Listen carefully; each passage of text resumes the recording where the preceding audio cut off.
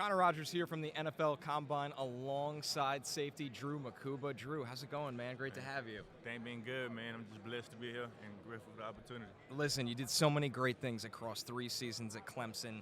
Then you transferred to Texas, 5-interception season. How did you take that next step and have such a phenomenal season? I mean, just coming into the year, just knowing my previous years, I felt like I wasn't playing to my best of my ability. Just having that last year, knowing that I have everything on the line with a chip on my shoulder, I felt like I was on the right to go out with a bang my last year. What was it about that defense, too, that allowed you to play like a little bit more freely? Obviously, you guys had a lot of talent that I'm sure was really intense, but what was it about it schematically that kind of opened things up for you? I feel like I was just going back to my natural self, just playing the true safety position, Right. just being instinctive, reading and reacting, just flying to the ball. And then, when you do that, good things happen. You get to make, plays on the ball, and then the ball obviously happens to find you at times. So, We got to see exactly that in the college football playoff. I just got to know, what is the feeling like when you basically walk it off for your team in that environment? Because everybody rushes you on the broadcast, they're going nuts. I mean, it was a perfect read. Just walk me through that play in that moment. Man, that play in that moment is crazy. Probably one of the craziest moments of my college career, to be honest. But, we were just in man coverage. I had a number 3 receiver that was eligible. So, he ran like a wheel route. And I just kept my eyes on him the whole time. And, once I seen the ball in the air, I had no choice but to make a play on the ball, just knowing that it was overtime, game on the line. So, just thinking ball, go and make a play when your name was called. So for those that don't know, you come to America from Zimbabwe when you were 9 years old. What did your family think of the first time they saw American football? It kind of took me a while to kind of pick up what was really going on because all we ever known was soccer, and obviously people know about basketball because it's basketball. But it took me a little while to pick up. But as I kept playing, from high school, college and everything, they kind of got the hang of it, kind of understand the rules now and what's going on at this point. What was the moment you realized, oh, I love this, like this is what I want my life to be? So the moment I started playing, because for me it was different, because I didn't really start at a very, very young age. Yeah. But others starts at flag and then going up. But for me, I started in 6th grade, and I just went on from there. When you meet with NFL teams here, and you meet with a lot of them, you go through this long week. When it's all over, what do you want them to know about you when all is said and done as a person? No, as a person, I'm a guy that's unselfish. I'm not a selfish guy. I'm always put others before me.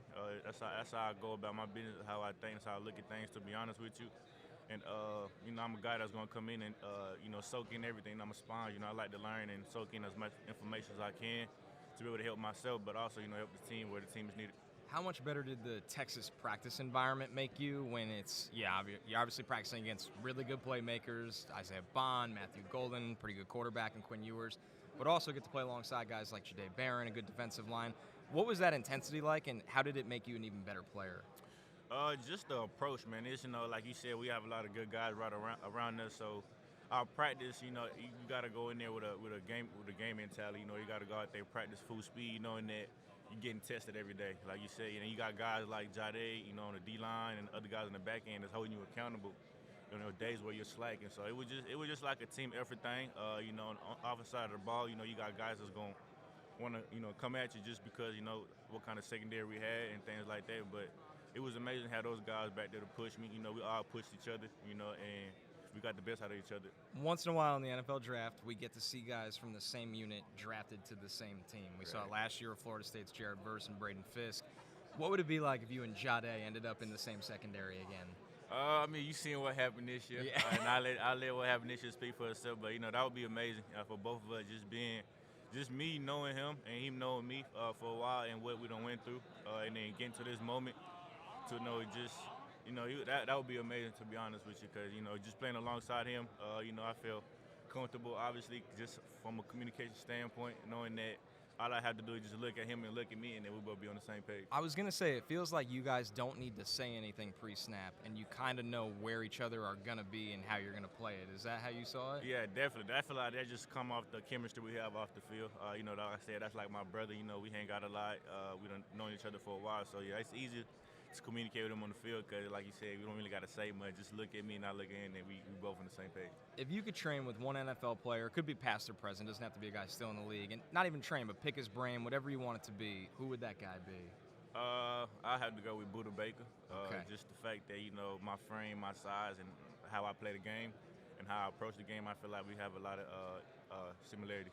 With Buda, it felt like every time he went out there or goes out there, it's personal because people he was drafted later than he should have been. He was overlooked at that size. Do you kind of take the same approach? Like, people are going to realize I play a lot bigger than what my body says. Yeah, absolutely. You know, like I said, his mentality, obviously, but, you know, he has a smaller frame. You know, people kind of overlook him, too. So just going out there playing with a fearless mentality and mindset, I feel like that's going to help me. And then that's how he plays, so that's kind of how I'm out of my game. When you get time away from football, what do you get to do for fun? You know, I just like to hang out. I got a kid, so, you know, I like to be with my kid a lot, and, you know, just play video games and hang out with a couple buddies. Andrew Mukuba, playmaking safety in this draft. Can't wait to watch you at the next level, man. Thank you for the time. Thank you. Hi, I'm Mike Tirico, and thanks for watching. Make sure to hit subscribe for the latest news and highlights from NBC Sports.